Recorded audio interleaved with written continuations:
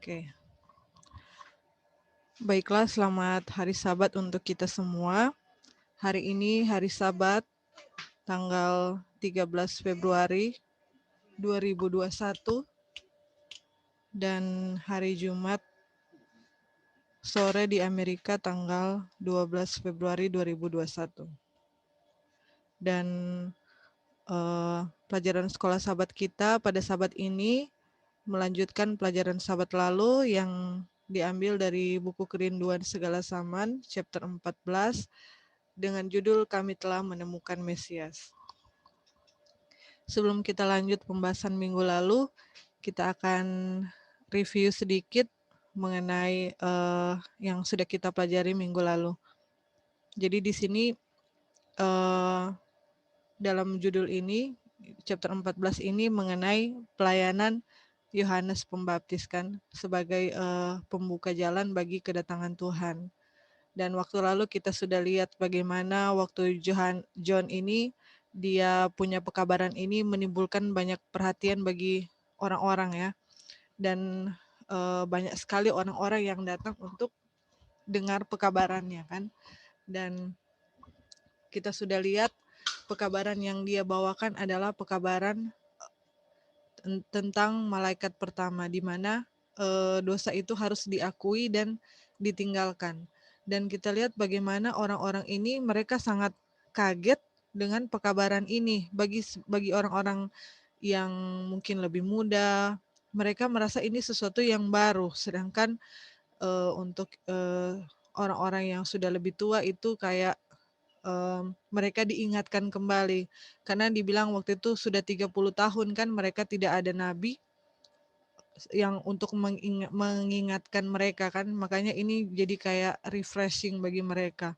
Dan pekabaran ini membuat mereka senang ya untuk dengar, banyak sekali yang hadir. Tapi kita tahu juga para imam dan Sanhedrin, ahli Taurat tidak mau dengar kan, dan juga ada orang-orang lain juga yang tidak mau dengar, tapi sebagian besar itu banyak sekali yang datang untuk mau dengar. Dan kita tahu kan bahwa yang ditekankan dalam pelajaran ini adalah mengenai dosa kan, intinya mengenai dosa. Dosa itu harus ditinggalkan dan setelah ditinggalkan maka akan diampuni. Akui dan tinggalkan, maka akan diampuni. Dan Tuhan Yesus pekabaran ini sebagai pekabaran pembuka untuk kedatangan Tuhan. Dan kita sudah lihat bahwa inilah pekerjaan Injil, dan ini sebenarnya baru sebagian dari pekabaran yang dibawakan oleh Yohanes. Dan juga kita sudah lihat bagaimana pekabaran ini dibilang menegur orang yang tinggi hati, yang congkak hatinya. Kemudian menegur orang-orang yang menikmati kesenangan duniawi, bagi orang yang punya kedudukan dan kekuasaan, itu kan jadi prideful ya. Dan Yohanes kabarkan ini adalah mereka harus tinggalkan itu dan digantikan dengan kerendahan hati, kasih, dan pengorbanan diri. Dan ini yang diajarkan adalah mengenai karakter Kristus. Jadi itu yang sudah sampai di situ kita sudah bahas minggu lalu tentang pekabaran yang disampaikan oleh Yohanes Pembaptis. Nah, kita akan lanjutkan, dan kita seperti biasa ini diskusi sekolah Sabat. Jadi kita akan baca berganti-gantian, kita akan berikan poin-poin yang kita dapatkan, dan mungkin kalau ada pertanyaan kita akan jawab bersama-sama di sini. Oke, kita akan mulai terlebih dahulu ya. Oke.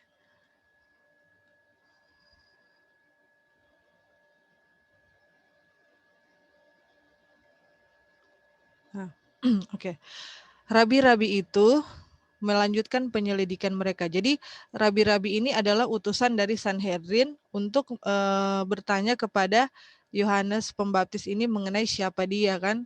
siapa dia, apa tugas apa namanya, dia itu utusan dari siapa, apa ya dia punya maksud dan tujuan untuk kasih pekabaran ini. Kita sudah bahas ya waktu lalu, bahwa Yohanes mengatakan bahwa, dia itu adalah, penggenapan dari nubuatan yang diberikan kepada Sakaria kan, bahwa, Sakaria akan memiliki seorang anak dan anak itu akan lahir dan menjadi pembuka jalan bagi Kristus.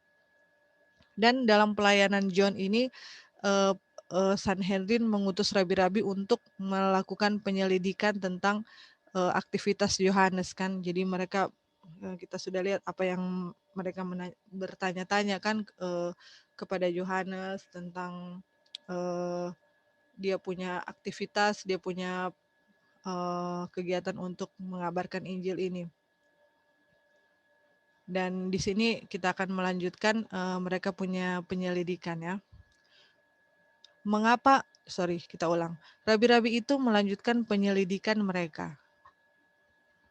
Mereka bertanya kan di sini, "Mengapakah engkau membaptis jikalau engkau bukan Mesias, bukan Elia, dan bukan nabi yang akan datang?"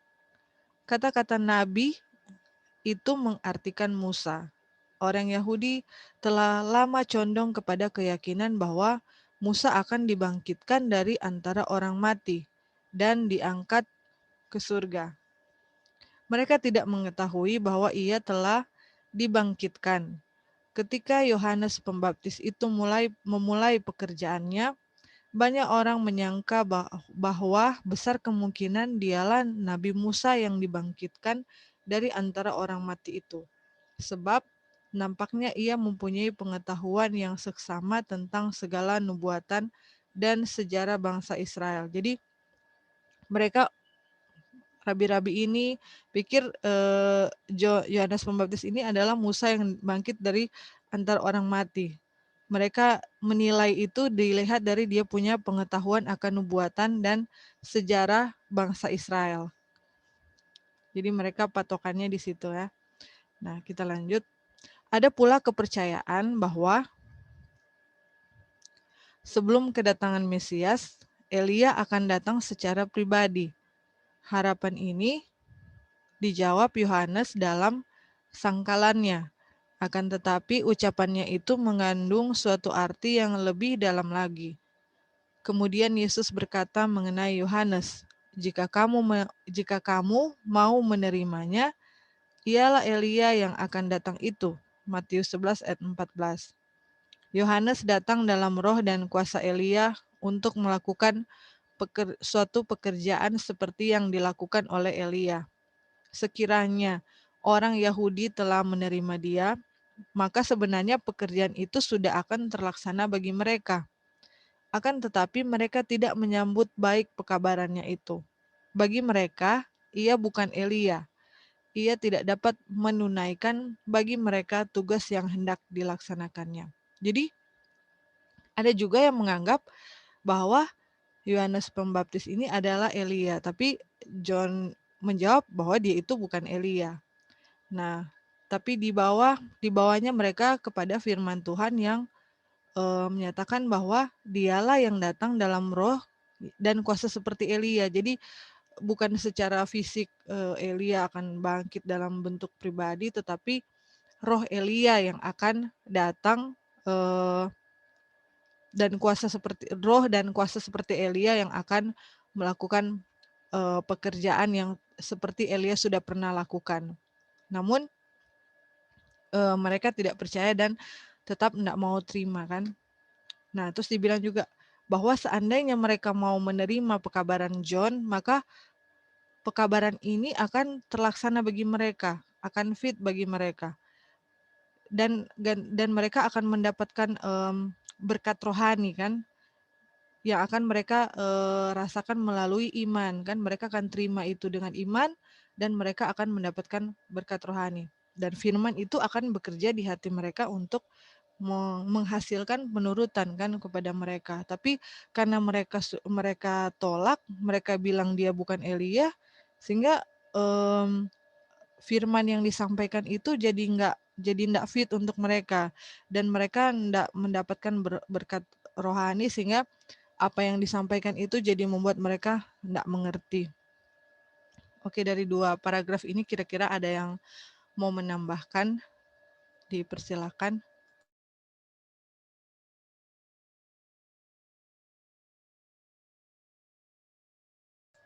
Oke, kalau belum ada kita akan lanjutkan. Kira-kira ada yang bisa bacakan ini paragraf selanjutnya?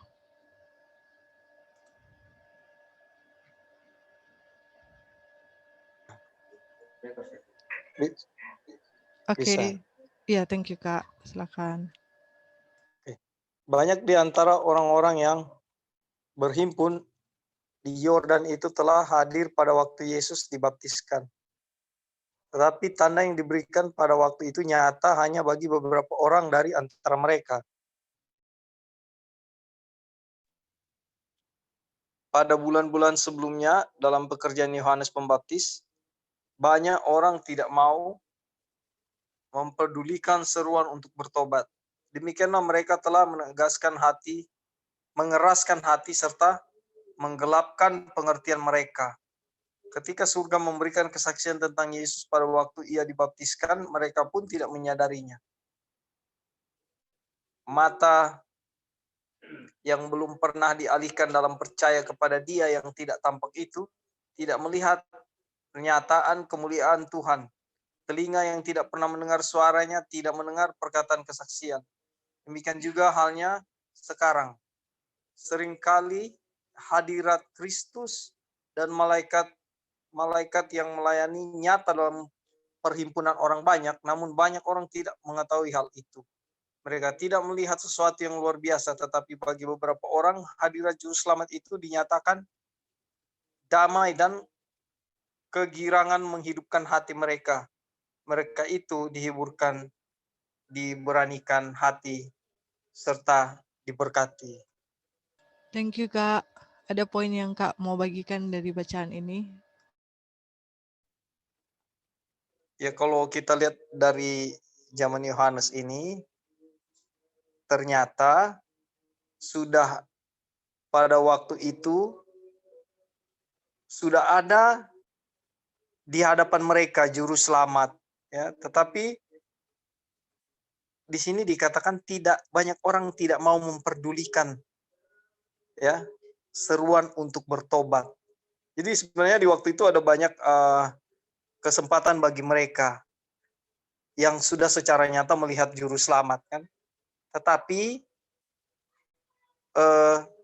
tidak memperdulikan. Ini roh tidak memperdulikan ada di orang-orang pada zaman itu. Nah, oleh karena tidak memperdulikan, dikatakan sini sudah tidak pernah lihat, istilahnya lebih soy lagi tidak bisa melihat. Sudah pernah mendengar, akhirnya tidak bisa mendengar juga. Ini di sini kita baca lagi, ya. Tidak mau memperdulikan seruan untuk bertobat. Demikianlah mereka yang mengeraskan hati. Ini untuk orang yang mengeraskan hati, untuk mereka yang mengeraskan hati, ya, menggelapkan pengertian mereka. Ini garis bawah ini, ya. Lalu dia yang tidak tampak itu, ya, tidak melihat, di mana dia? Maka yang belum pernah dialihkan dalam percaya kepada Dia yang tidak tampak itu tidak melihat kemuliaan, tidak melihat pernyataan kemuliaan Tuhan. Baru telinga yang tidak pernah mendengar suaranya tidak mendengar perkataan kesaksian itu. Jadi 2 hal situ. Nah, kalau di bawah turun lagi, Wan. Demikian juga pada sekarang ini. Jadi sebenarnya ada banyak kehadiran Kristus dan malaikat-malaikat dalam hal pelayanan di dalam setiap perhimpunan. Hanya beberapa orang yang bisa merasakan itu, hanya beberapa orang yang bisa melihat itu. Ya, di waktu yang kejadian Yesus dibaptis juga, di zaman Kristus juga sama halnya. Jadi ini poin yang bisa dibagikan adalah ketika saudara dan saya mengeraskan hati, kita tidak akan mampu melihat atau mendengar kesaksian kebenaran itu walaupun ada di sekeliling kita saat ini, ya. Terima kasih. Terima kasih, Kak. Jadi betul sekali ya. Eee, Terima kasih poin yang sudah bagikan. Jadi, kita lihat di sini sebelum Yesus dibaptiskan, Yohanes kan sudah melayani kan, dia sudah melakukan pekerjaan penginjilan, banyak yang hadir, banyak juga yang, nggak mau peduli kan dengan seruan untuk bertobat. Dan di situ juga dibilang, tadi sudah disinggung bahwa mereka memilih mengeraskan hati dan menggelapkan pengertian mereka. Aduh, mengerikan sekali ya ini mereka pilih ya untuk mau keraskan mereka punya hati. Dan waktu kita baca ini, kita jadi ingat Firaun kan. Dia pilih untuk keraskan dia punya hati, akhirnya dia punya hati jadi dikeraskan kan, karena atas dia punya pilihan itu. Sehingga walaupun pada saat kemuliaan dan keperkasaan Tuhan yang sudah jelas-jelas di depan mata, Tuhan nyatakan pada dia nggak bisa lihat. Karena dia sudah memilih untuk keraskan dia punya hati duluan kan. Dan ini juga berlaku untuk kita juga semua ya.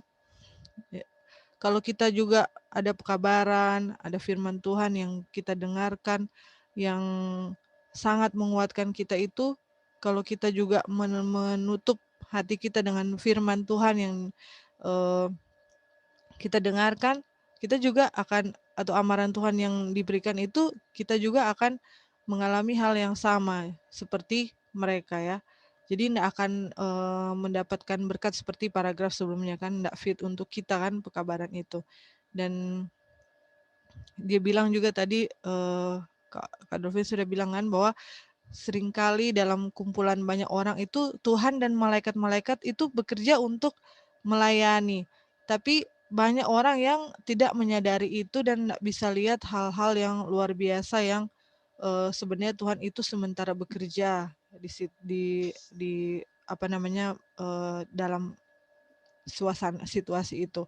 Dan namun ada juga beberapa orang yang menyadari hal itu dan bisa melihat pekerjaan Tuhan dan malaikat. Dan mereka yang bisa melihat ini, mereka bisa memperoleh berkat, dibilang kan memperoleh berkat damai, kebahagiaan, kegirangan, penghiburan, dan keberanian di hati. Jadi mungkin ada yang masih ragu, mereka dapat confirm untuk apa namanya, untuk diberanikan untuk menyatakan bahwa oh iya ini benar ini.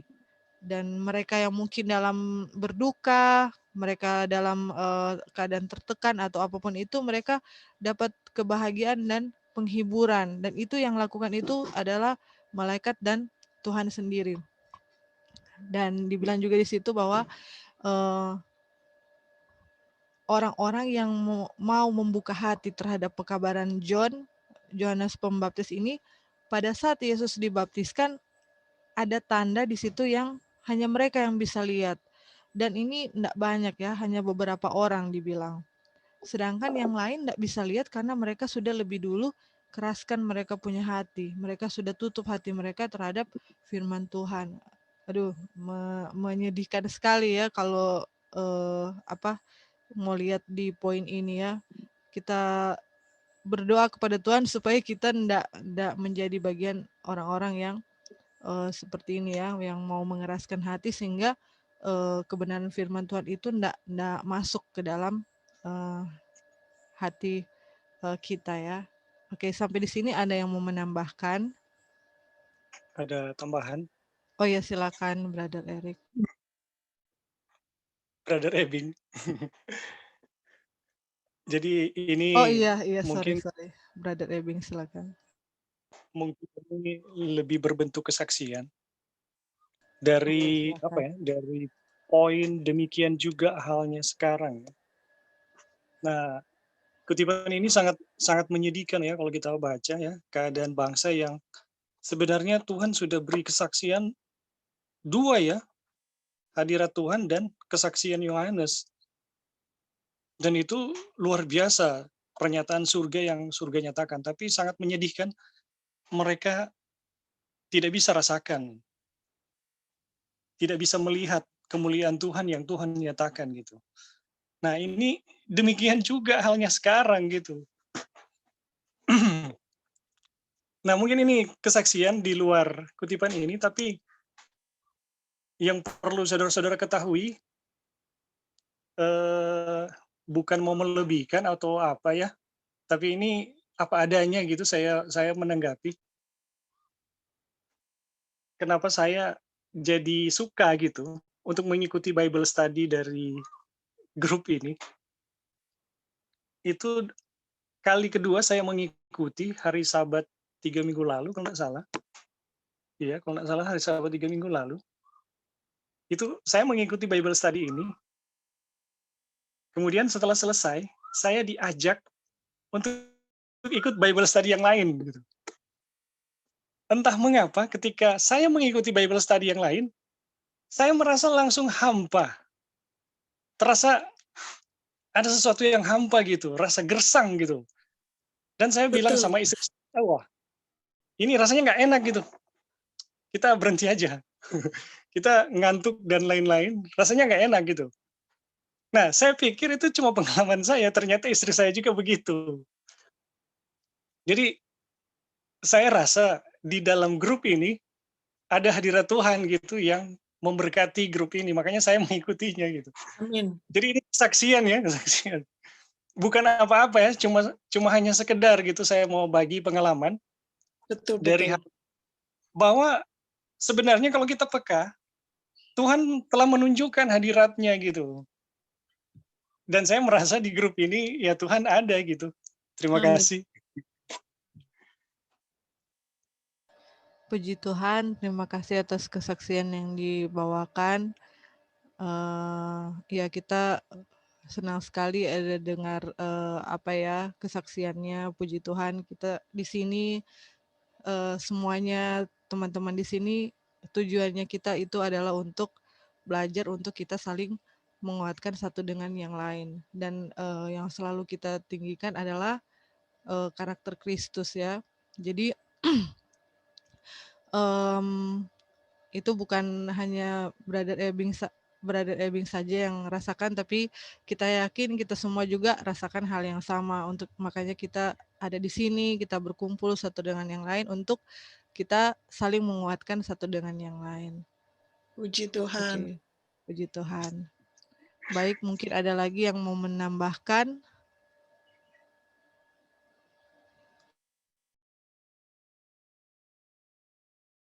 Oke, kita lanjut ya.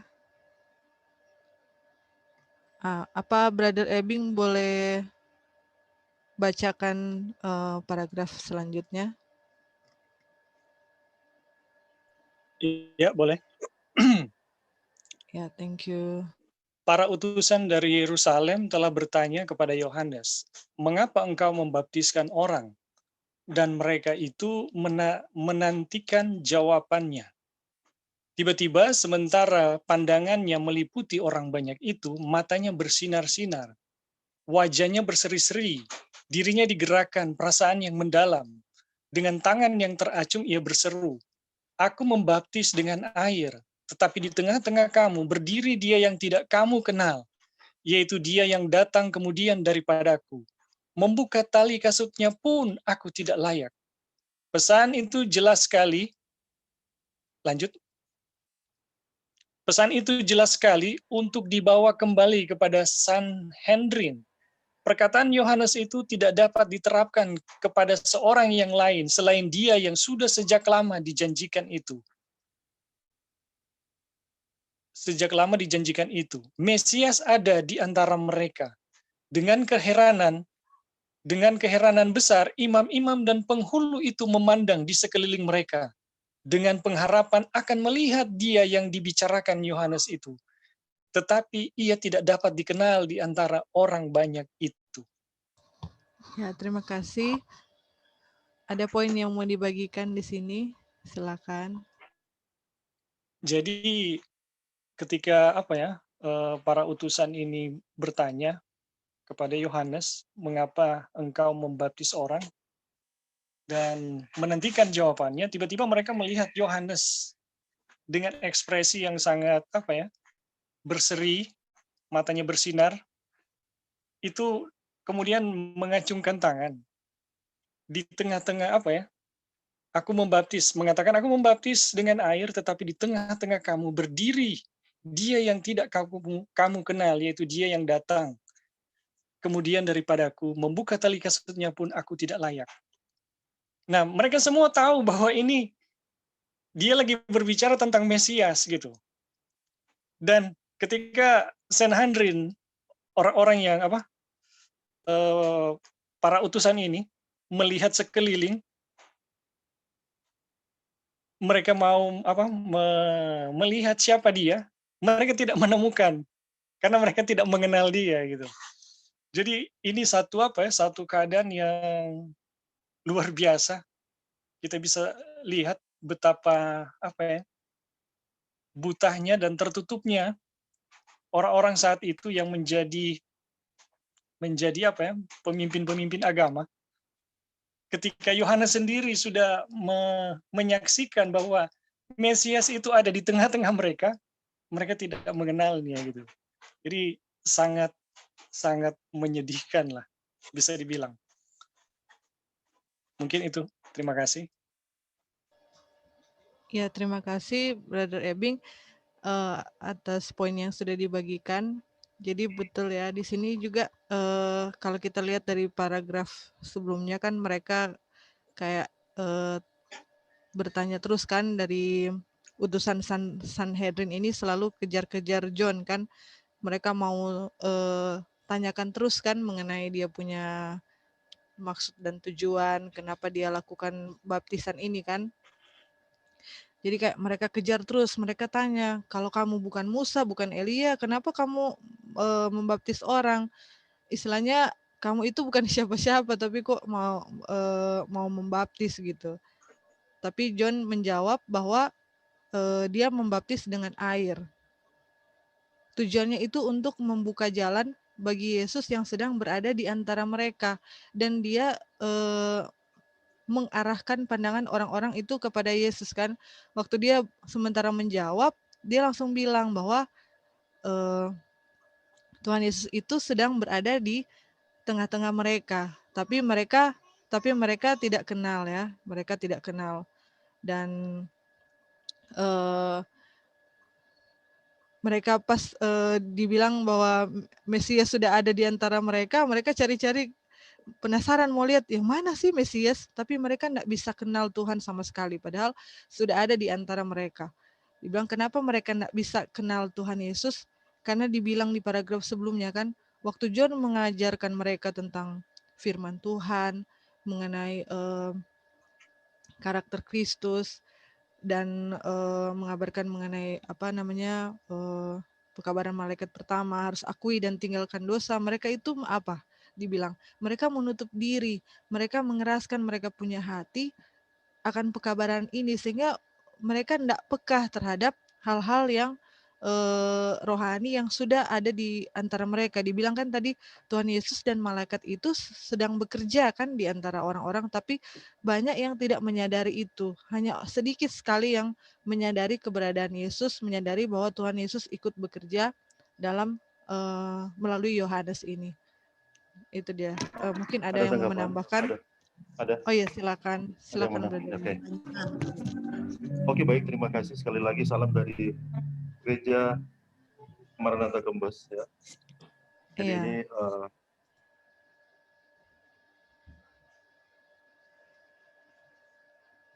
Halo. Freeze. Ya, suaranya tidak kedengaran. Freeze.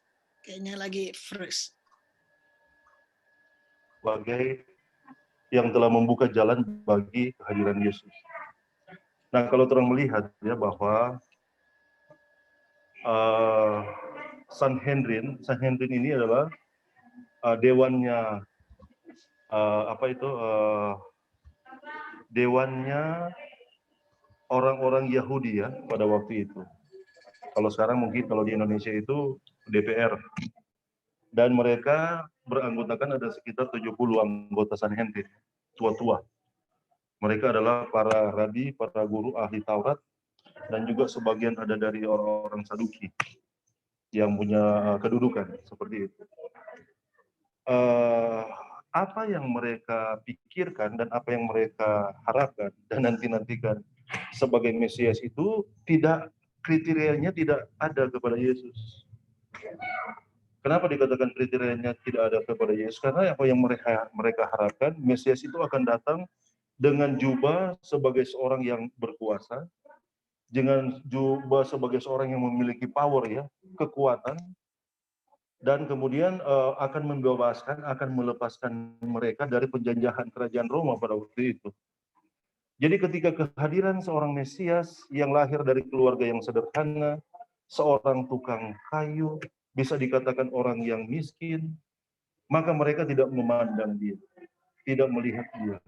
Bahkan dari awal semula ya, semenjak kelahiran Yesus di Bethlehem, di kandang yang hina itu, tidak ada satu dari orang-orang Yahudi ya, atau tua-tua Yahudi, anggota Sanhedrin itu untuk melihat nubuatan yang begitu jelas, yang mereka pelajari, ya dari Nabi Mika, kemudian berkunjung ke sana. Lihat hanya gembala-gembala yang menghargai ya, karena itu pun diberitahukan oleh malaikat, dan kemudian pelajar astronomi, ini orang-orang dari timur ya, mereka adalah ahli perbintangan yang mempelajari nubuatan, dan mereka menemukan dan kemudian berkunjung untuk melihat Mesias yang telah dilahirkan. Jadi memang sekali lagi kenapa mereka begitu dibutakan, karena mereka tidak mengharapkan Mesias yang datang itu adalah Mesias yang miskin, Mesias yang tidak memiliki power, yang mereka harapkan untuk membebaskan mereka dari kepungan penjajahan Roma pada waktu. Oke, mungkin itu yang bisa ditambahkan. Terima kasih, terima kasih. Iya, terima kasih Brother Eric atas tambahannya. Jadi betul sekali ya, itu nanti akan di paragraf berikutnya menyatakan seperti yang Brother Eric katakan. Halo, Iya, Aunty Early silakan. agak ke atasin sedikit tadi yang paling bawah. Oh, yang ini Aunty? Agak bawah lagi. Satu yang paragraf yang berikutnya. Iya, Nah itu ini. Oke. yang iya. Pesan, oke. Jadi iya, tadi sebenarnya saya ada mau pertanyaan tapi sudah dijawab oleh Eric Oh, bahwa kenapa mereka tidak bisa melihat dia, tidak bisa melihat Yesus yang dibicarakan Yohanes itu, kan Yohanes sudah menunjukkan diri Yesus, terus dikasih tahu itulah Mesiasnya. Tetapi kenapa mereka masih nggak kenal, masih nggak tahu?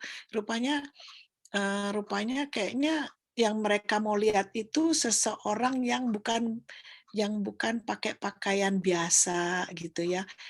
Mungkin yang di dalam pandangan mereka itu Mesias itu kayak pakai pakaian mewah, yang orang yang kayak raja kalau datang gitu ya, kelihatan seperti itu mungkin. Nah itulah makanya kenapa mereka nggak bisa melihat Yesus yang ditunjuk oleh Yohanes, sedangkan Yohanes sudah bilang membuka tali kasutnya pun aku tidak layak. Nah, rupanya saya sudah dapat jawabannya dari Eric tadi yang sudah jelaskan, dan juga nanggapin Ebing tadi, terima kasih bahwa memang itu yang saya rasakan juga seperti Ebing yang rasakan mengenai, karena kalau kita mengikuti Bible study yang lain, karena kita hanya diam-diam dan mendengar dan hanya satu orang yang berbicara, itu memang jadinya bukan hanya ngantuk, tetapi hanya lewat saja. Karena menurut orang itu punya manusia punya wisdom aja ya. Tapi kalau kita di sini kita belajar bukan wisdomnya manusia, tetapi kita belajar benar-benar sama-sama baca apa dan Tuhan yang bekerja di di firman-Nya. Jadi firman-Nya Tuhanlah yang ditunjukkan kepada kita, bukannya dari wisdom-nya manusia, tetapi dari firman Tuhan. Terima kasih. Jadi, halo, Aunty Early. Iya. Halo. Iya. Jadi rasanya kontras banget gitu. Jadi, apakah saya yang subjektif waktu itu? Ternyata betul. enggak, istri juga merasakan hal yang sama. Tiba-tiba ada atmosfer yang beda tiba-tiba. Jadi, waduh, kita bukan mau menghakimi orang, tapi kita memang rasanya beda gitu. Iya, Nah, betul. cuma untuk ini, Anti Erli, kutipan ini, saya rasa ini bukan Yohanes sudah tahu Yesus itu. Saya rasa ini Yohanes belum tahu. Cuma sepertinya Yohanes digerakkan oleh Roh Tuhan bahwa dia akan ketemu dengan Yesus saat dia mau membaptis. Jadi Hmm. Yohanes hanya menunjuk ke banyak orang bahwa di tengah-tengah kamu itu ada Mesias itu. Nah, Oh, Yohanes sendiri belum tahu nanti dia membaptis, momen saat dia mau membaptis baru dia tahu. Ketika Yesus berhadapan dengan apa? Yohanes, baru Yohanes bisa rasa, waduh, orang ini kesuciannya lebih hebat dari saya gitu. Dia nggak bisa apa? Nggak bisa tahan berdiri di hadirat Yesus dan dia rasa inilah orangnya. Jadi Yohanes sendiri nggak tahu siapa orangnya. Tapi ketika Yesus datang, Yohanes tahu. Karena ada sense spiritual yang bisa membedakan. Ini yang benar, ini yang salah. Jadi Yohanes, waktu Yesus datang, Yohanes tahu. Waduh, hmm. ini nih orangnya. Saya nggak bisa tahan berdiri di hadiratnya. Saya merasa orang berdosa. Padahal Yohanes ini sudah sangat saleh. Tapi waktu dia berdiri di hadirat Yesus, dia merasa dia adalah orang yang sangat berdosa. Mungkin seperti itu, Anti Erli. Iya, ya, oke, thank you.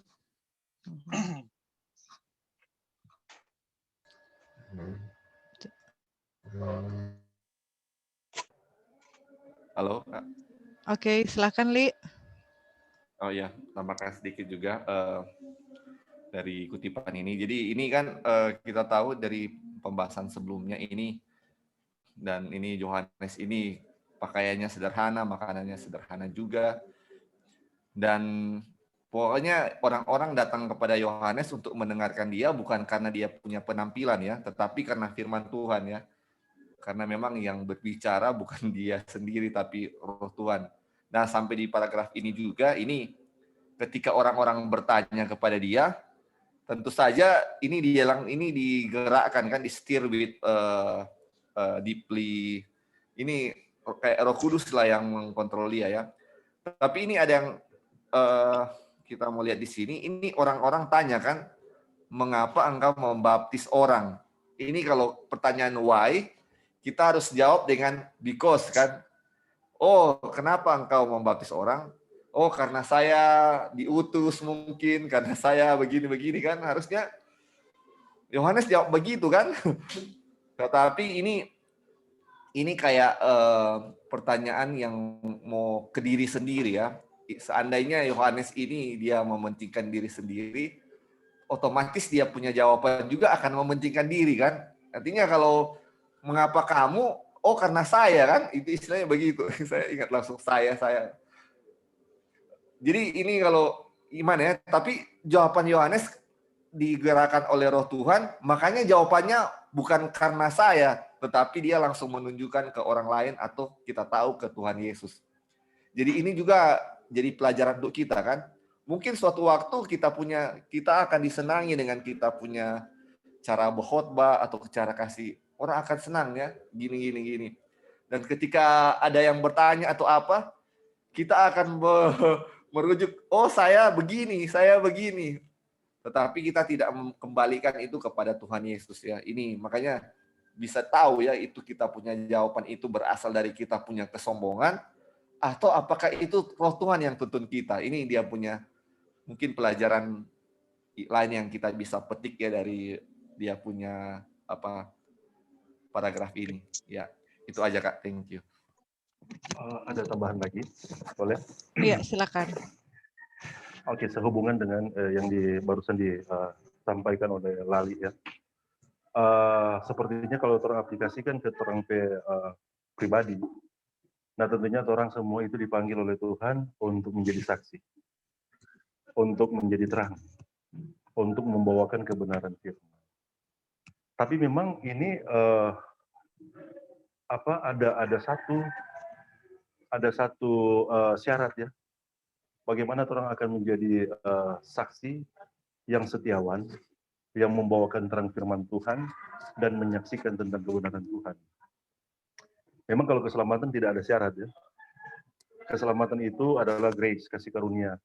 Dan setelah keselamatan itu menghasilkan buah. Buah keselamatan salah satunya adalah penurutan, khususnya terhadap seluruh. Tapi untuk menjadi grace itu adalah menjadi juru kabar Tuhan itu ada satu syarat yang harus orang buat, sehingga pada akhirnya orang kabaran itu akan menarik bagi kebenaran dalam tanda kutip. Ini bukan mengenai kefasihan bicara, ini bukan mengenai hikmat, tapi mengenai prinsip.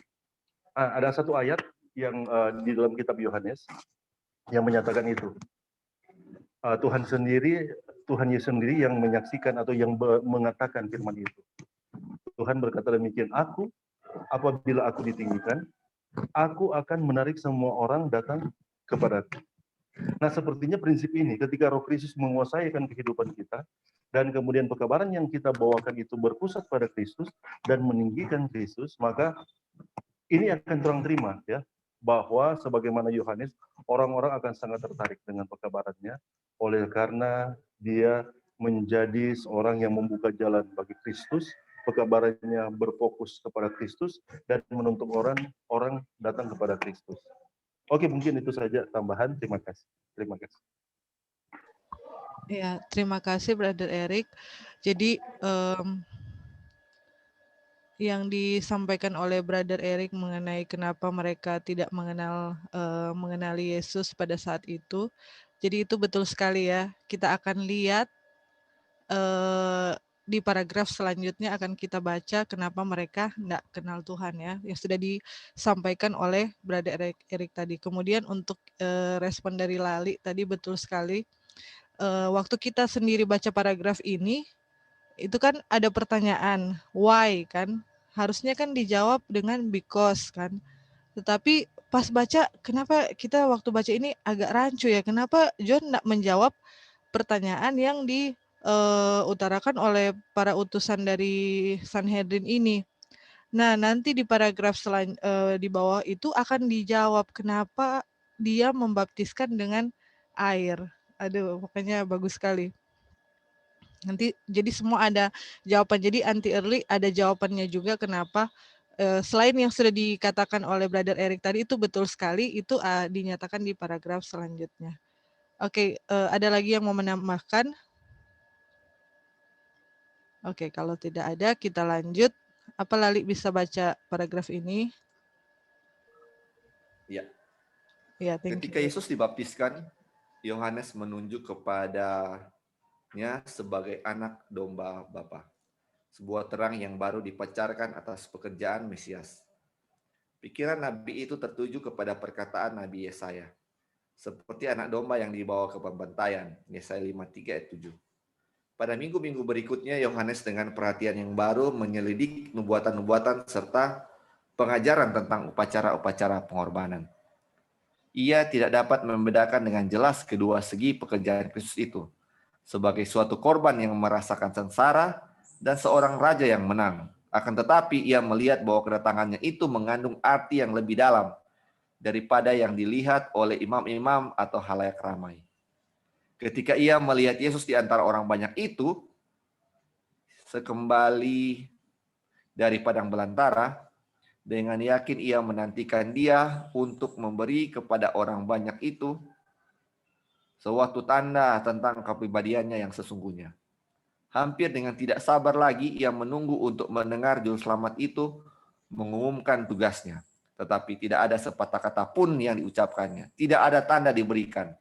Yesus tidak memberikan sambutan kepada pengumuman Yohanes Pembaptis itu tentang dia. Waduh. Melainkan menggabungkan diri dengan murid-murid Yohanes dengan tidak memberikan tanda secara lahiriah apapun mengenai tugasnya yang istimewa itu dan tidak mengambil tindakan apapun untuk menarik perhatian kepadanya. Wow, gimana Li kalau jadi John Pembaptis waktu Jadi ini lihat Kak, aduh, sama seperti Ebing bilang juga tadi ya, dia belum menyadari itu tentang Tuhan Yesus itu mana sebenarnya atau Iya, betul, dia, betul. Iya, itu juga kita mau bilang tadi. sebelum dia mau dibaptis kan, aduh ini dia anak domba Allah yang. Nah, yang menarik di sini Yohanes juga menyelidiki nubuatan ya. Dia menyelidiki apa yang akan terjadi walaupun dia belum memiliki suatu pandangan yang mana sih yang benar tentang apakah, soalnya ada dua nubuatan kan, Yesus akan menjadi korban dan akan menjadi raja. Bagaimana bisa itu dua itu bisa jadi? Makanya dia masih bingung tentang hal ini. Nah, ini menarik. Ya, Ini menarik karena seorang Yohanes pun masih bingung loh. iya itu dia.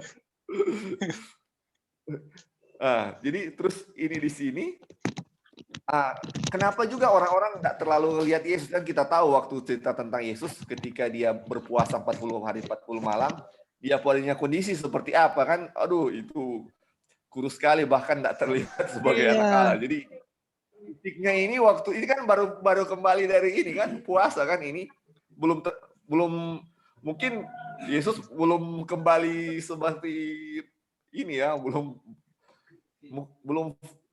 gimana ya kita mau bilang dia punya kondisi. Ada tambahan. Oh ya silakan. Oke, jadi ini memang menarik. Sepertinya Yesus di sini tidak merespon ya apa yang dideklarasikan oleh Yohanes.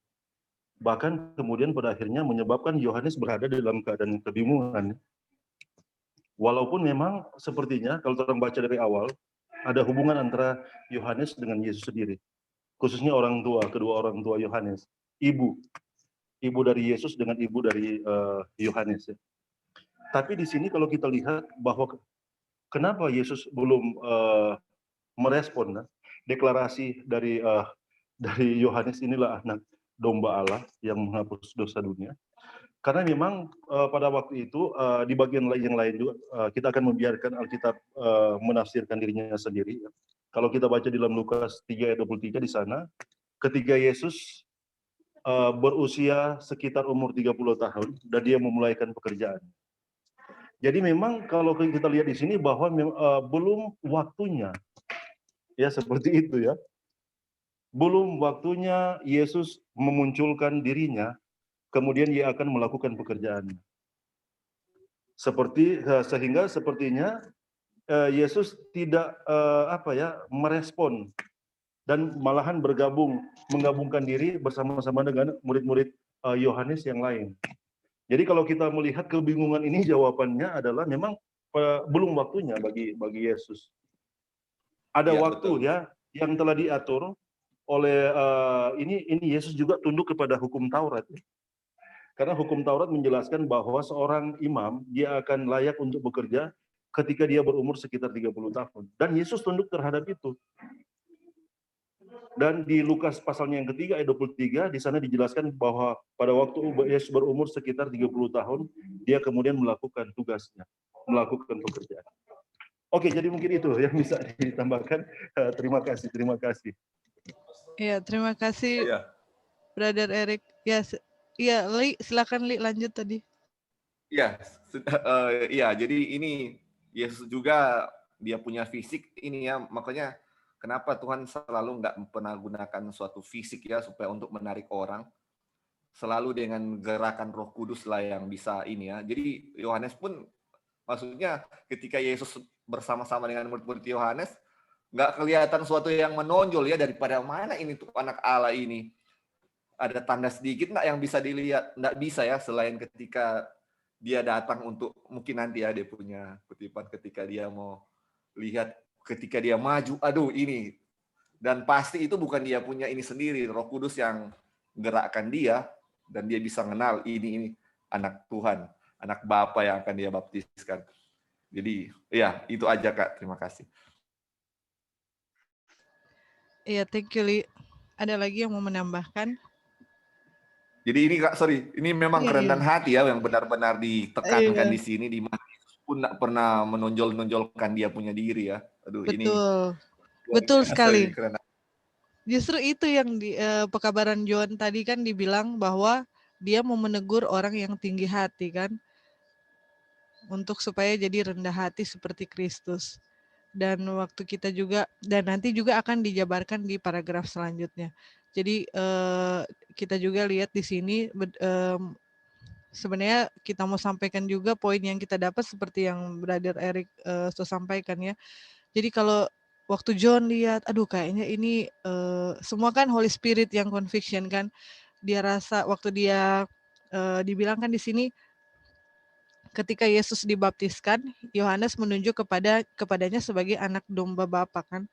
Sebuah terang yang baru dipancarkan ke atas pikiran terang yang baru dipancarkan atas pekerjaan Mesias.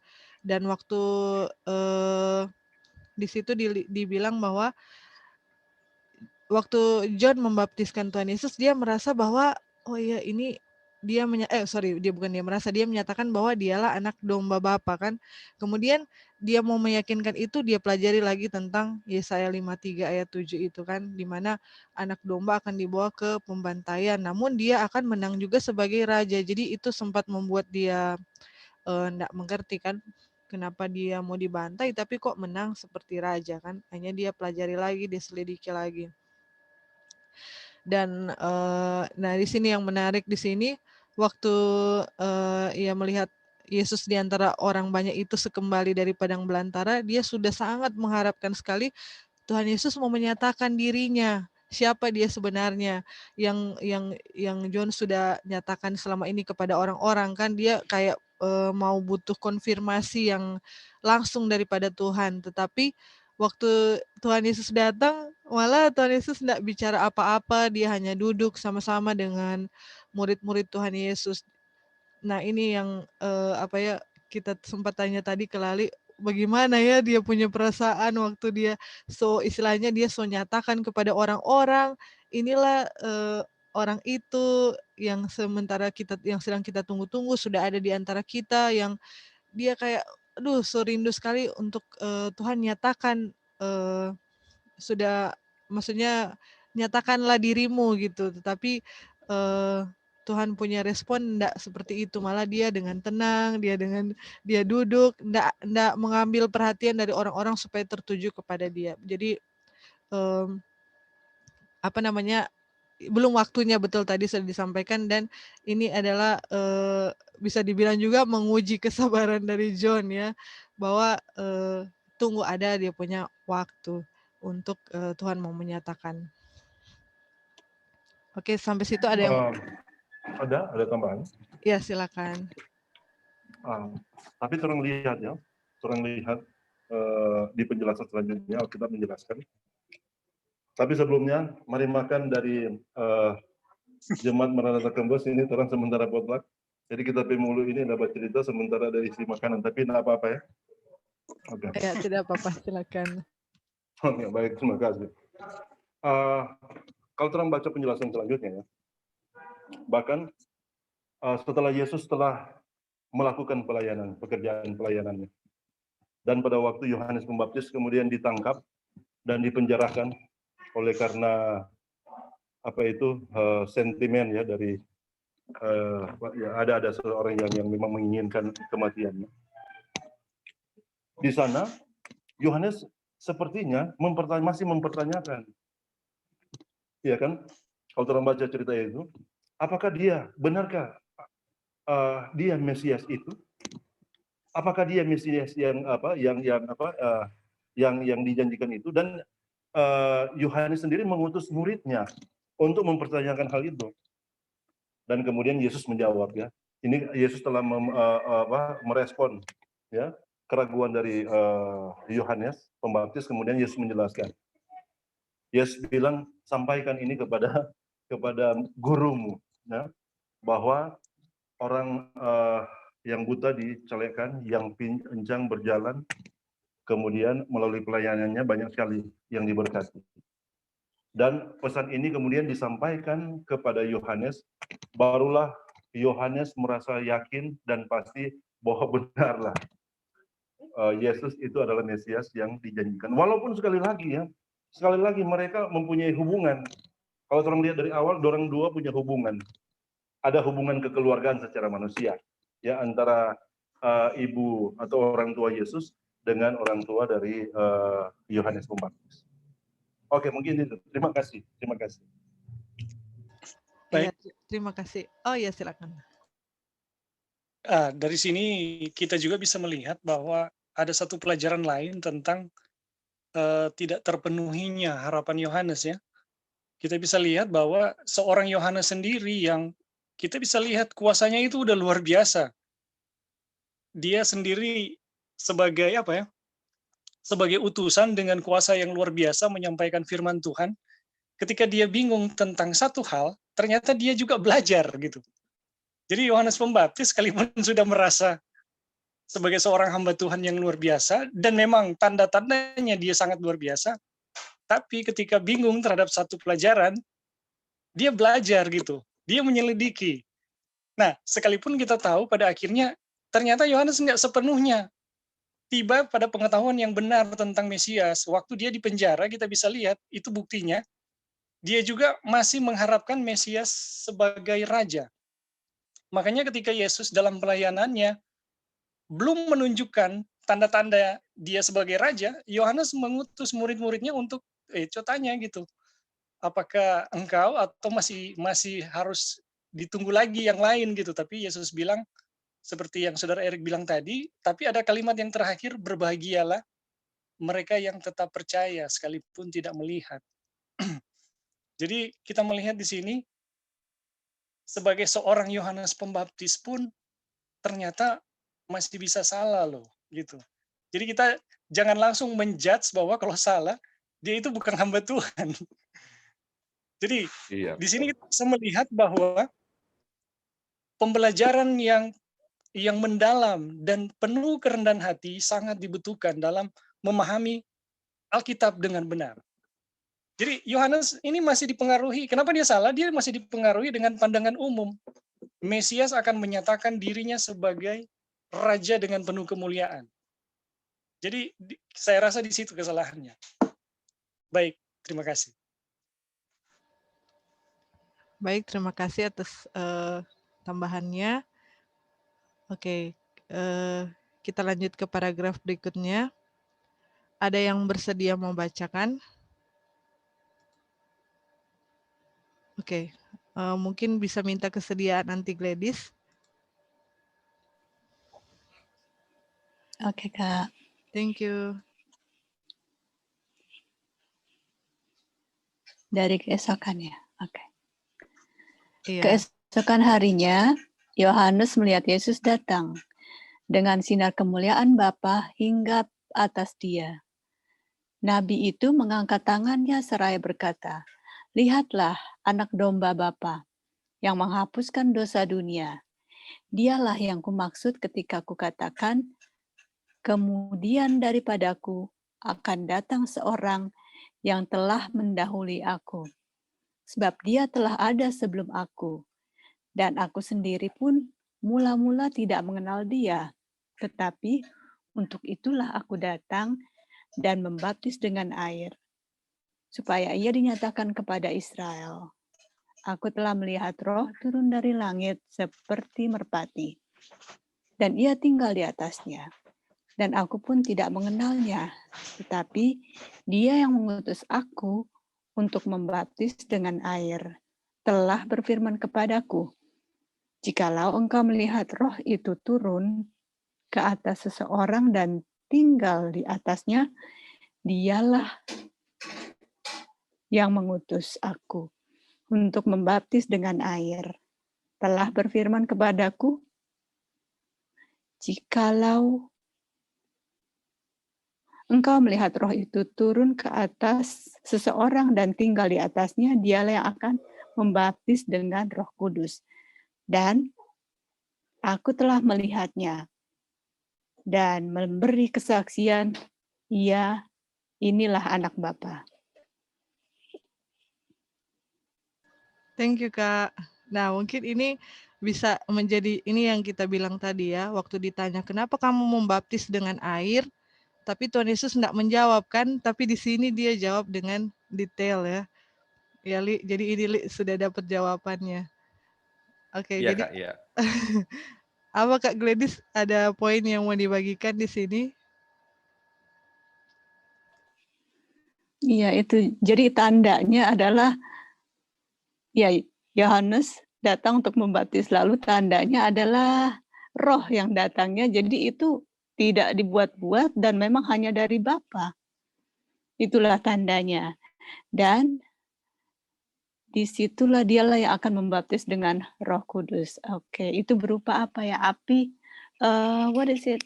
Dove ya? Berupa Iya Merpati. betul, dove burung merpati. merpati, right? Yeah, it's a dove. Oh, Alright. itu mungkin sesudah dibaptis ya. Iya, Ya. Oh iya Kak, ini ada mau tambahkan sedikit juga iya, ini iya, yang silakan, pas lihat. silakan. Jadi ini kita ingat langsung yang ketika ada pelajaran tentang iman itu, yang ketika iman itu adalah apa yang firman Tuhan katakan kan. Dan ini kita bisa lihat di sini juga, kenapa Yohanes berani dia bilang inilah anak Bapa kan, inilah anak Bapa, karena dia lihat yang apa yang dia pernah dengar kan dari firman Tuhan. Jadi ketika dia firman Tuhan, apa yang dia ingat dari firman Tuhan itu, ketika dia lihat, aduh itulah itu ya, yang seperti yang firman Tuhan bilang ya, itulah anak Bapa. Terus di sini ada yang paragraf juga dia bilang di sini, lihatlah anak domba Bapa yang masuk dosa dunia, dialah yang kumaksud ketika kutakan. Itu yang kalimat sebelumnya ya. Dia bilang, kemudian daripada aku akan datang seorang yang telah mendahului aku, sebab dia telah ada sebelum aku. Kalau kita mau baca ini, seolah-olah kalau secara literal ya, Yohanes dengan Yesus, siapa yang lebih tua, Yohanes atau Yesus? Siapa lebih tua? Yohanes kan? Yohanes Iya, lebih Yohanes tua 6 bulan dari Yesus. Iya. Harusnya Yohanes yang lebih dulu. Aku lebih dulu dari dia kan. Tetapi ini kalau mau lihat seolah-olah Yesus lebih tua daripada Yohanes ya. Tapi kita tahu kenapa Yohanes bilang begini, walaupun dari segi umur Yohanes lebih tua, tetapi dia tahu inilah pencipta kan yang sudah ada sebelum dia ya. Bahkan sebelum nenek moyang kita pun ada, dia yang datang ini sudah ada ya, itu yang dia mau bilang. Dan ini kita tahu dia bilang dengan iman ya, karena ini yang berdasarkan apa yang firman Tuhan katakan. Jadi kalau sesuatu yang kita sudah belajar, sesuatu yang firman Tuhan tidak katakan, bukan iman tetapi presumption kan. Jadi kita juga pernah belajar waktu wanita yang pendarahan 12 tahun menyentuh jubah Yesus. Kenapa dia sentuh ujung jubah? Karena ada firman Tuhan sebelumnya bilang apa? Ada kesembuhan di ujung jubah kan? Makanya dia sentuh ujung jubah. Sama dengan Iya. Yohanes. Kenapa dia bilang inilah anak Bapa? Karena dia tahu, karena ada apa? Karena firman Tuhan yang bilang begitu kan, yang telah berfirman kepada aku. Jadi itu karena firman Tuhan. Ya, makanya dia bisa melihat, dia bilang ini anak Bapa karena itu adalah firman Tuhan. Makanya dia tahu. Jadi semua ini kayak di Roh Kudus, Roh Tuhan lah yang mengatur semua ini ya. Ya, terima kasih. Iya, terima kasih Li atas poin yang sudah dibagikan, juga Aunty Gladys tadi. Jadi bagaimana Tuhan bekerja kepada Yohanes ini ya, seperti tadi juga sudah disinggung oleh Brother Ebing. Yohanes itu waktu dia waktu dia sementara sudah kita baca tadi kan, waktu dia pekabaran yang dia sampaikan ini, dia lihat tanda-tandanya, dia bukannya mengalami kekecewaan atau apapun itu yang kalau dia kayak stuck di satu titik, tetapi dia malah kembali lagi. Dia pulang, dia belajar lagi tentang nubuatan. Makanya dia temukan kan ada dua hal kan yang membuat dia jadi bingung kan mengenai tugas Tuhan kan, yang datang sebagai korban yang akan merasakan sengsara namun akan menang seperti raja kan.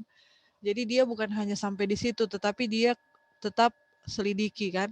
Dan di sini dibilang keesokan harinya keesokan harinya Yohanes melihat Yesus datang dengan sinar kemuliaan Bapa hinggap atas dia. Nabi itu mengangkat tangannya dan berkata. Jadi Roh Kudus ya sudah dibilang juga Lali ya. Roh Kudus yang confirm kepada dia bahwa inilah anakku gitu kan. Makanya Yohanes angkat dia punya tangan dan dia berkata kan, dia umumkan ya, bahwa inilah anak domba Bapa yang menghapus dosa dunia, dan dialah yang selama ini kita khotbah-khotbahkan kepada kalian gitu, maksudnya dia. Jadi dan mereka tanyakan kan mengenai kenapa dia mengapa dia membaptis dengan air, dan dia nyatakan di sini bahwa saya baptis dengan air itu karena Tuhan yang mengutus aku untuk baptis dengan air, dan eh, dia juga dan dibilang juga bahwa dia mengutus aku untuk membaptis dengan air, telah berfirman kepadaku, jikalau engkau melihat roh itu turun ke atas seseorang dan tinggal di atasnya, dialah yang akan membaptis dengan roh. Dan Yohanes sudah lihat kan bahwa Holy Spirit itu turun ke atas Tuhan Yesus dan menyatakan bahwa inilah anak Bapa. Dan dari situ Yohanes makin diteguhkan dan diyakinkan akan pekabaran yang dia bawakan. Jadi Roh Kudus kayak confirm kepada dia, dan kita tahu kan bukan hanya dia kan yang lihat situ, ada juga orang-orang lain yang dibilang orang-orang yang jujur, yang terima pekabaran ini, yang lihat pada saat itu, dan mereka juga dengar suara Bapa kan, tapi banyak juga yang nggak dengarkan itu. Jadi poin yang penting sekali di sini adalah bagaimana dia Roh Kudus tuntun ya kepada dia untuk meneguhkan atau confirm bahwa betul yang yang dia sedang bawakan itu. Oke, mungkin ada yang mau menambahkan?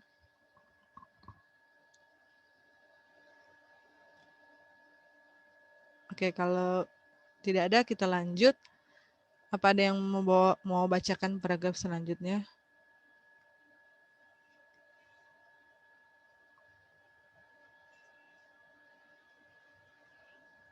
Apa Anti Early mau bacakan ini, Anti? Oke. Thank you. Thank you. Inikah Kristus? Dengan perasaan kagum dan heran orang banyak itu memandang kepada dia yang baru dikatakan sebagai anak Bapa itu. Mereka sangat terharu mendengar perkataan Yohanes. Ia telah berbicara kepada mereka demi nama Bapa. Mereka telah mendengar kepadanya hari demi hari, sementara ia mengecam segala dosa mereka. Dan setiap hari, keyakinan bahwa ia adalah utusan surga sudah bertambah kuat. Tetapi, siapakah dia yang lebih besar daripada Yohanes Pembaptis ini? Dalam pakaian dan pembawaannya, tidak ada yang menandakan adanya derajat yang tinggi. Nampaknya, ia hanyalah seorang sederhana, berpakaian seperti mereka, dengan pakaian hina yang dipakai orang miskin. Di antara orang banyak itu, ada beberapa orang yang pada waktu Kristus dibaptiskan telah menyaksikan kemuliaan ilahi, serta telah mendengar suara Bapa. Wow. Akan tetapi, sejak waktu itu, rupa Juru Selamat sudah banyak berubah. Pada waktu ia dibaptiskan, mereka telah melihat wajahnya dipermuliakan dengan cahaya surga. Kini, dalam keadaan pucat, lesu dan sangat kurus, ia telah dikenal hanya oleh Nabi Yohanes. Terusin. Oke, sampai di sini dulu, Anti. Thank you. Mungkin ada yang Anti boleh. Nah, ini tadi yang Anti tanya ya, kenapa kok mereka enggak kenal Tuhan Yesus kan? Dan sudah disinggung oleh Brother Eric, dan di sini sudah ada jawabannya, nanti juga di paragraf selanjutnya.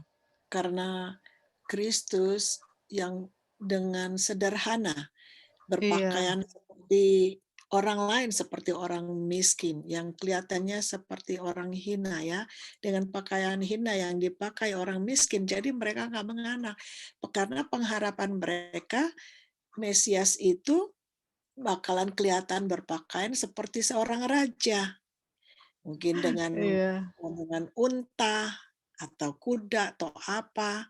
Nah, jadi mereka nggak bisa melihat karena dia eh, bercampur dengan orang banyak juga. Jadi orang banyak seperti biasa, mana ya? Nggak kelihatan. Kalau kita juga di situ pasti kita tanya yang mana, yang mana, yang mana. Karena orangnya semua sama, seperti yang lain-lain juga. Di sini sebenarnya Yesus kasih tahu untuk kita hidup sebagai seorang yang sederhana. Jadi di sini contoh Yesus juga selain kita belajar mengenai Kristus dibaptiskan itu ya caranya, tetapi yang paling dalam di sini juga dikasih tahu bahwa karena dengan kehidupan Kristus yang sederhana, kita pun hidup seperti Kristus, sederhana. Karena by beholding we become changed. Jadi kita melihat bagaimana kehidupan Kristus, itulah kita mau merubah kehidupan kita seperti Kristus. Kristus yang sederhana dengan pakaian sebagai seorang miskin. Jadi karena kalau hidup kita tidak seperti Kristus, kita ada kesombongan. Jadi kalau hidup kita lebih mewah, wah sombong sekali. Gitu. Dan di sini yang kita lihat lah ya, jadi dengan kehidupan yang sederhana itu Yesus mengecam dosa mereka, dosa orang-orang itu juga. Jadi di sini sebagaimana anak Bapa, terus mereka melihat sesudah melihat waktu Yesus dibaptis ya, kalian kan dengan perasaan kagum, orang heran, orang banyak itu memandang kepada Yesus yang baru dikatakan sebagai anak Bapa. Jadi mereka terharu, sangat terharu mendengar perkataan Yohanes itu. Dan disinilah kita setiap hari keyakinan bahwa utusan surga itu sudah bertambah kuat. Jadi kalau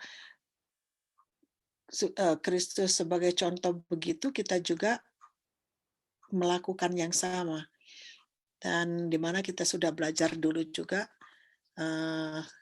mengenai otak. Oh iya, mungkin next time aja saya ini. Oke. Thank you Wanda. Thank you Anti sudah bagikan poinnya. Tadi kita lihat Kak Opin ada raise hand. Ya Kak, silakan. Ada pertanyaan. Jadi kalau waktu itu Tuhan Yesus dia tidak bisa dikenali oleh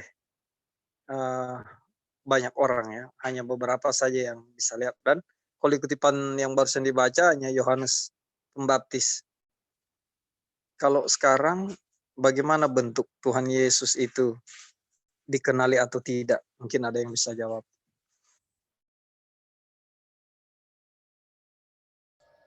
Maksudnya sekarang kita atau sekarang yang diceritain? Sekarang kita wujudnya itu bagaimana kita tidak bisa mengenali Yesus. Mungkin Yesus sudah ada di kita, tapi gimana wujudnya seperti apa? Bagaimana kita tidak bisa mengenal dia atau kita mengenal dia? Kalau kita mau mengenal Kristus, ini yang kita sudah pelajari, yang pengertian saya juga yang telah kita pelajarin selama ini, kita mengenal dia dari karakternya. Jadi kita bisa melihat dari karakternya. Karena kita tidak melihat dengan pandangan mata jasmani kita. Kita memandang dia dengan iman, dengan rohani kita. Itu dari pendapat saya ya. Terima kasih. Ada tanggapan? Iya, silakan. Thank you Anti. Oke, jadi Ya, baik, terima kasih. Kalau kita baca ya, ada satu ayat yang menjelaskan tentang hal ini. Itu terdapat dalam Yohanes pasalnya yang ke-17, ayatnya yang ketiga. Ini bagian dari doa Tuhan Yesus. Itu adalah pasal yang menjelaskan tentang doa Tuhan Yesus.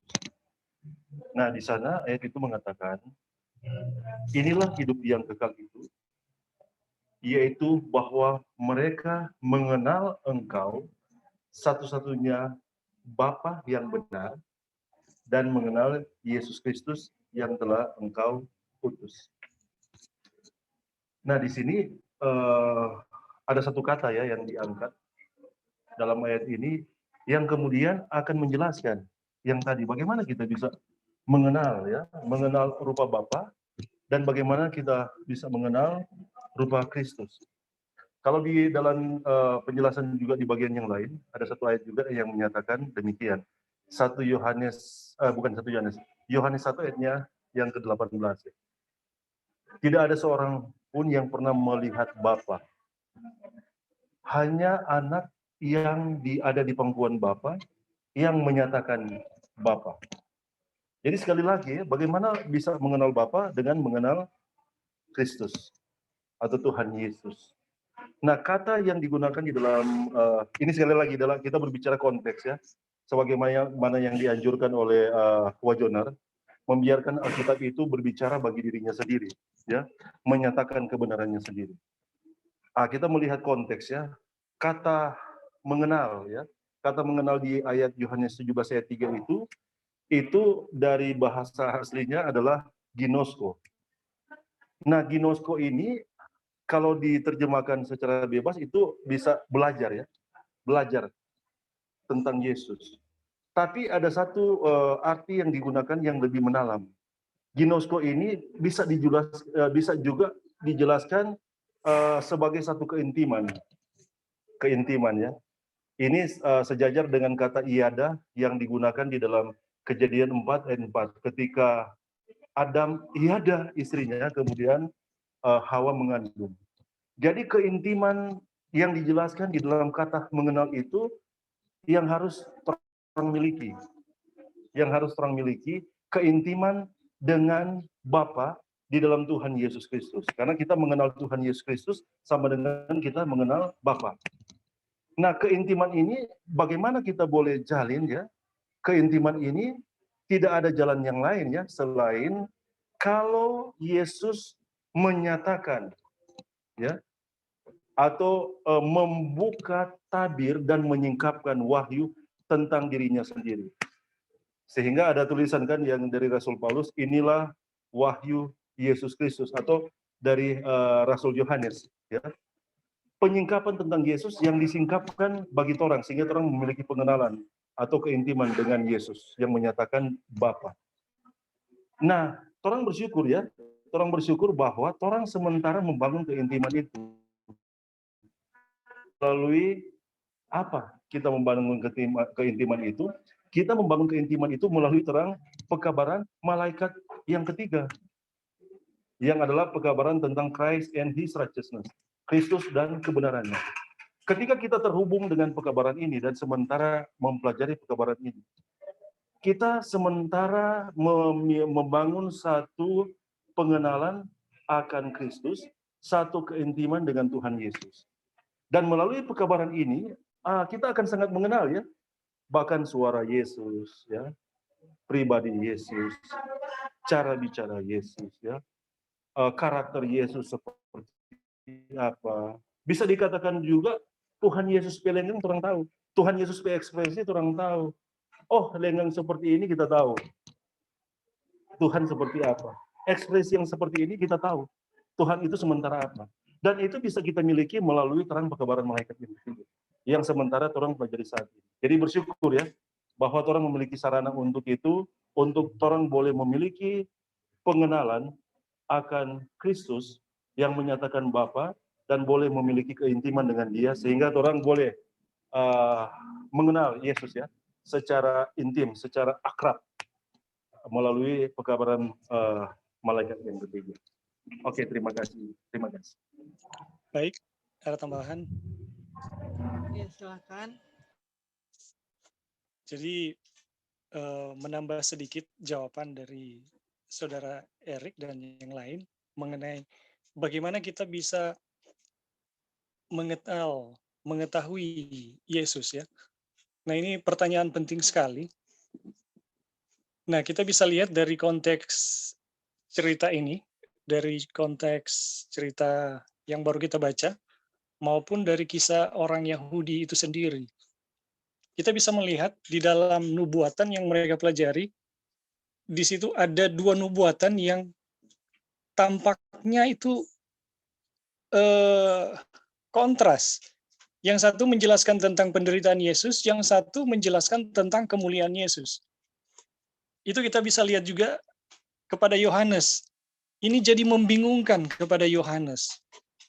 Nah, saudara-saudara, hasrat kita secara pribadi akan menentukan pilihan. Menyimpulkan yang mana yang kita sukai. Nah, bangsa Yahudi karena harapan mereka ingin menjadi mulia secara duniawi, mereka memilih Yesus di dalam kemuliaan. Begitu juga Yohanes Pembaptis. Yohanes Pembaptis, sekalipun dia seorang nabi, juru kabar Allah yang dengan kuasa yang luar biasa, dia masih punya hasrat seperti itu. Makanya dia bisa dibilang mengabaikan nubuatan tentang penderitaan Yesus dan dia memilih fokus kepada Yesus itu, Mesias itu akan datang dalam kemuliaan. Nah, ini pelajaran yang sederhana buat kita dan sangat penting untuk mengetahui bagaimana Yesus sekarang. Nah, hasrat kita terhadap hal-hal duniawi itu bisa membelokkan kita bagaimana memahami Alkitab. Kalau tujuan-tujuan kita masih duniawi, kalau tujuan-tujuan kita belum berubah secara duniawi, kita akan sangat sulit mempelajari Alkitab. Mempelajari bagaimana kehidupan Yesus yang terpusat pada salib. Bagaimana memandang kemuliaan Yesus yang dinyatakan kepada salib. Nah, itu sangat sulit, saudara-saudara. Bagaimana kita melihat karakter Yesus yang dinyatakan di salib. Itu sangat sulit. Kalau harapan-harapan duniawi kita masih belum sepenuhnya hilang. Tapi, kalau itu hilang, kita akan melihat Yesus itu dalam gambar yang sebenarnya. Nah, peristiwa yang sama juga kita bisa lihat kepada murid-murid Yesus. Murid-murid Yesus sejak dipilih oleh Yesus, kemudian mengikuti Yesus, sampai pada saat Yesus mau disalibkan, itu masih bingung tentang Yesus. Mereka masih menafsirkan hal-hal yang keliru tentang Yesus. Terjadi perdebatan, terjadi siapa yang lebih besar, siapa yang lebih tinggi dari mereka. Itu semua karena pemahaman yang salah tentang Yesus. Tetapi ketika harapan-harapan mereka dibongkar, dihancurkan oleh Yesus karena kematiannya, itu semua hilang. Nah, ketika pikiran-pikiran mereka tentang Yesus yang keliru, harapan-harapan mereka secara duniawi itu dihancurkan, baru mereka bisa melihat Alkitab itu dalam gambar yang sebenarnya. Ketika mereka membaca Perjanjian Lama dari Kejadian sampai Maliaki, itu mereka bisa melihat kemuliaan Yesus ada di situ.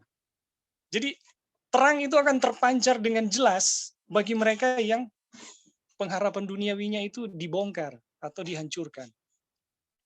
Jadi mungkin itu yang saya bisa bisa bagikan dari bacaan ini dan pertanyaan tadi.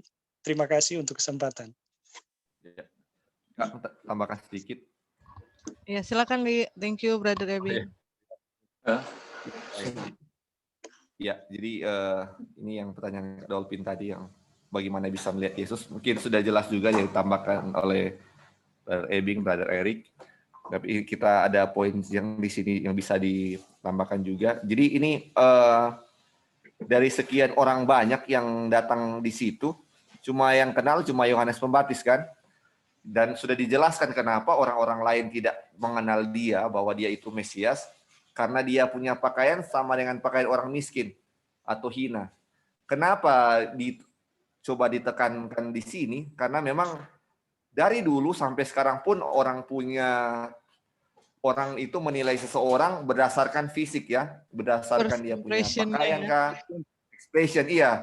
Makanya ada di Yakobus 2 tentang memandang muka. Karena kalau misalnya contoh kalau misalnya di gereja yang kaya kita kasih duduk di muka, Oh, sedangkan yang miskin respect of person ya. ya For respect of person ya. Kenapa dibilang begitu? Karena memang kita punya nature begitu ya, sudah karena keberdosaan kita cenderung melihat dari fisik orang. Jadi seperti apa? Makanya di sini coba dibilang janganlah melihat dari fisik ya. Tetapi yang kenal sini cuma Yohanes. Kenapa? Di sebelumnya kita sudah lihat bahwa dia memiliki iman. Kenapa dia memiliki iman? Karena percaya kepada firman Tuhan kan, berdasarkan apa yang firman Tuhan bilang. Iya. Terus kedua, kenapa seperti itu? Dari tadi dia bilang di sini Yohanes selalu di-move kan, dia punya apa namanya? Gerakan hatinya selalu digerakkan oleh Roh Kudus. Atau bisa dikatakan juga dengan kata lain bahwa yang bisa menyatakan Yesus itu kita bisa kenal, yaitu Yesus sendiri, atau kuasa keilahian lah yang bisa menyatakan itu kepada kita. Dan orang-orang yang di situ nggak bisa lihat kecuali yang Tuhan nyatakan sendiri bahwa kita bisa lihat. Makanya kebanyakan mungkin kita nggak bisa minta-minta, kita bisa lihat bagaimana ya, bisa kita minta ya, maksudnya Tuhan tunjukkanlah itu, karena cuma Tuhanlah yang bisa tunjukkan itu kepada kita. Dengan kita punya kekuatan sendiri, kita punya hikmat, tidak akan bisa lihat itu. Cuman dari Tuhanlah yang bisa kasih lihat itu. Ini Mesias asli, mana yang palsu. Ya, mungkin itu Kak. Iya, Ada tambahan lagi. Oh iya. Ada tambahan lagi, ini menarik. Jadi sehubungan dengan yang disampaikan oleh Nadi. Dan ada satu frasa ya, apa itu yang dalam bahasa Inggris? Respect of person ya. Iya, respect of person ya. Respect of person, atau mengkultus individukan seseorang ya. Iya, dilihat dari status jadi, sosial gitu. Iya, status sosial, kemudian DP status kekayaan, tampilan seperti itu, cantik atau tidak cantik, ganteng atau tidak ganteng ya. Seperti itu ya, yang dikatakan oleh tadi adalah nature orang melihat seperti itu. Siapa orang di hadapan manusia? Manusia menilai manusia seperti itu. Tapi dia dengan Tuhan itu berbeda. Tuhan menilai siapa orang di hadapan Tuhan. Seperti itu. Dan sesungguhnya ada satu terang yang kemudian akan membuat penilaian seperti itu dikuburkan. Ya kan? Ada juga penjelasan tentang bahwa diri itu akan dihempaskan ke debu atau dikuburkan ya. Sehingga pada akhirnya orang ini memang betul-betul akan berada di dalam keadaan yang benar. Dan memang hanya ada satu pekabaran yang akan membuat orang bisa menilai secara benar ya, dan memiliki pemahaman, pengenalan akan Kristus secara pribadi. Dan sekali lagi terang yang akan menjelaskan tentang itu, yang akan menghempaskan debu, diri ke dalam debu, dan kemudian akan menuntun orang kepada pengenalan akan Kristus, yang akan membuat orang memiliki kepenuhan dalam pengenalan akan Kristus itu, sekali lagi hanyalah terang pekabaran dari Christ in His righteousness. Terang pekabaran malaikat yang ketiga. Dan jadi memang bagaimana kita bisa keluar dari keadaan seperti itu, sekali lagi ya, orang berada on the track ya, berada di dalam jalur. Orang sementara mempelajari kebenaran tentang pekabaran malaikat yang ketiga yang berpusat pada Kristus dan kebenaran.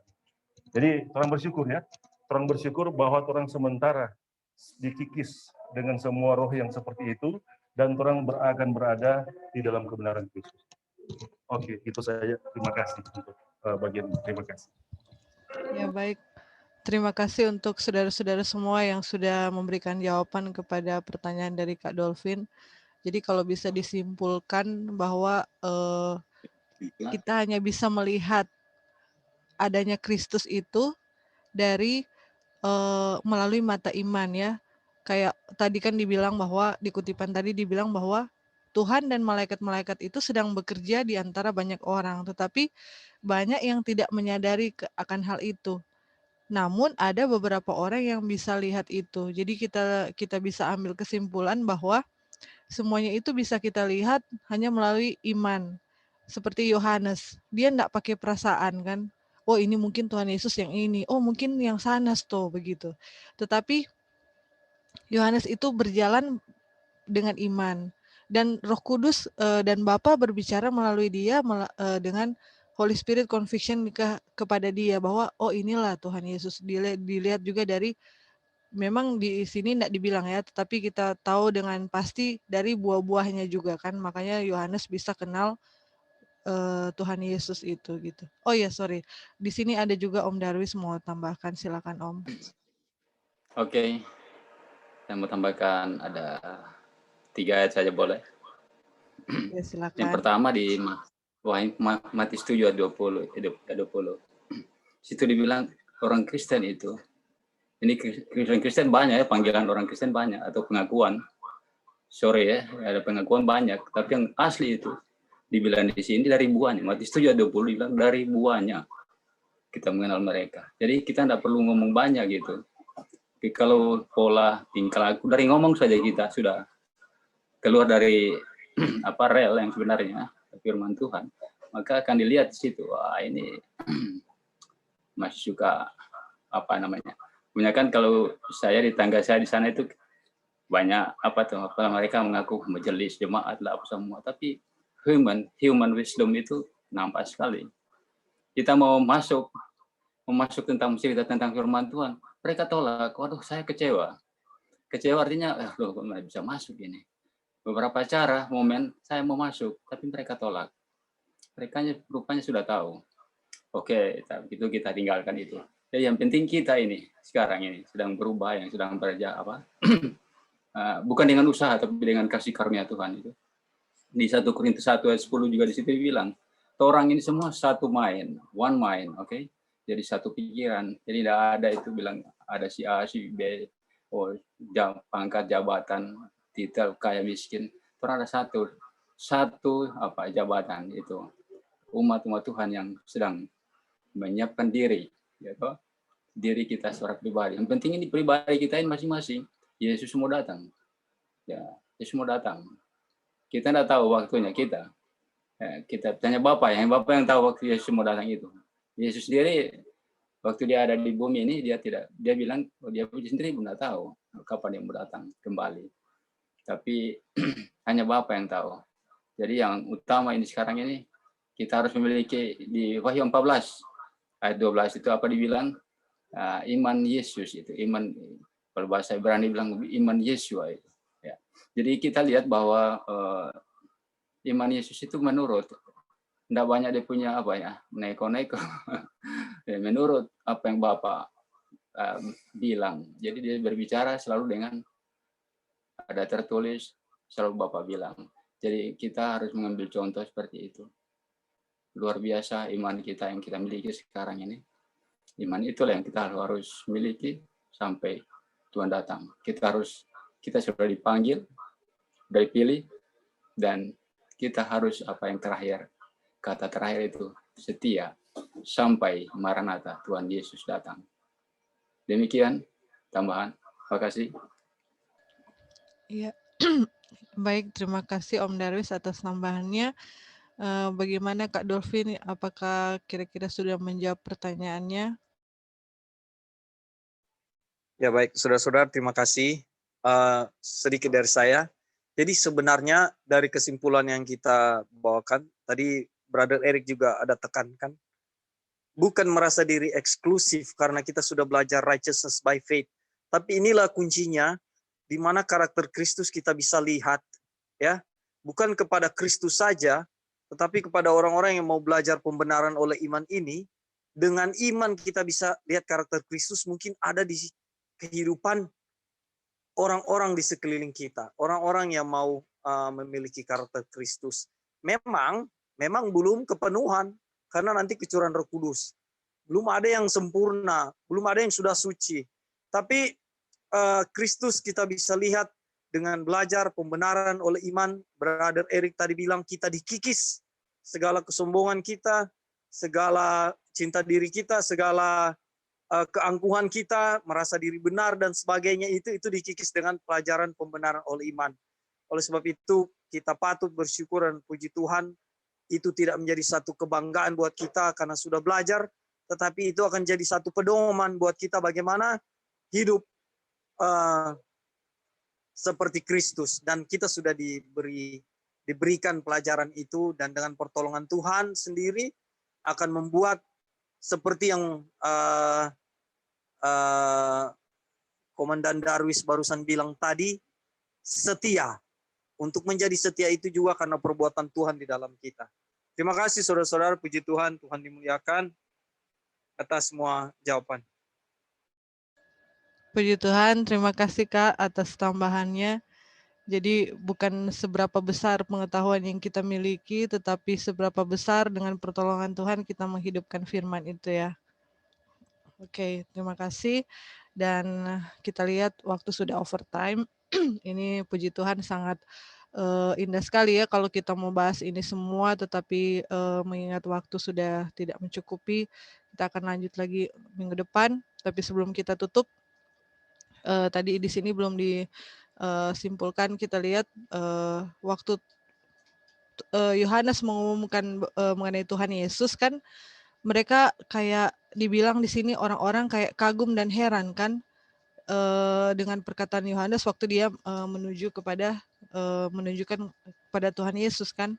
Tapi orang-orang ini yang sering sekali dengar firman Tuhan, setiap kali datang dengan kepada pekabaran yang dibawakan oleh Yohanes, mereka sangat ditegurkan waktu itu. Kemudian waktu mereka melihat Yesus, waktu Yohanes tunjuk bahwa itulah Tuhan Yesus, mereka jadi kayak bertanya-tanya, emang siapa dia ini? Siapa yang lebih besar dari Yohanes Pembaptis gitu kan? Jadi yang mereka langsung tertuju kepada penampilan Tuhan Yesus kan. Bagaimana Tuhan Yesus punya pembawaan, ya tadi sudah dibahas mengenai Lali ya, dia punya first impression. Jadi Tuhan Yesus kan sudah kayak dibilang sini, keadaannya sudah lesu, pucat, kurus. Jadi kayak nggak ada lagi yang bisa kenal. Waktu Tuhan Yesus dibaptis kan, orang-orang dibilang kan beberapa orang kenal dia kan, Roh Kudus turun ke atasnya berupa daf itu, mereka bisa kenal. Tapi setelah ini mereka sudah tidak bisa kenal. Hanya Yohanes sendiri yang bisa kenal Yesus dengan imannya, mata imannya. Jadi kita ingat juga di Yesaya 53:2 dibilang, sebagai taruk ia tumbuh di hadapan Tuhan dan sebagai tunas dari tanah kering. Ia tidak tampan dan semaraknya pun tidak ada sehingga kita memandang dia dan rupa pun tidak sehingga kita menginginkannya. Jadi tidak ada hal yang menarik dari perawakan Tuhan Yesus membuat orang jadi menarik gitu. Jadi, makanya mereka kayak mempertanyakan siapa ini? Emang ada yang lebih dari Yohanes Pembaptis? Jadi mereka sudah lebih condong kepada Yohanes kan, padahal Yohanes itu mau menyatakan keberadaan Tuhan Yesus. Jadi itu yang membuat mereka jadi tidak kenal Tuhan Yesus kan, karena mereka hanya melihat dari penampilannya saja. Nanti ada dia punya lanjutan yang kita akan pelajari yang sangat menyentuh hati ya, tentang bagaimana orang punya kesan kepada Tuhan Yesus ya dari dia punya perawakan dia. Oke, kita sampai dulu di sini pelajarannya. Nanti kita mau lanjut lagi. Puji Tuhan, terima kasih atas partisipasi dari teman-teman, saudara-saudara semua. Biarlah ini boleh menjadi kekuatan pada kita, kekuatan iman. Kita percaya bahwa Tuhan selalu bekerja dalam setiap perjalanan iman kita. Saya bawa dalam nama Yesus. Amin.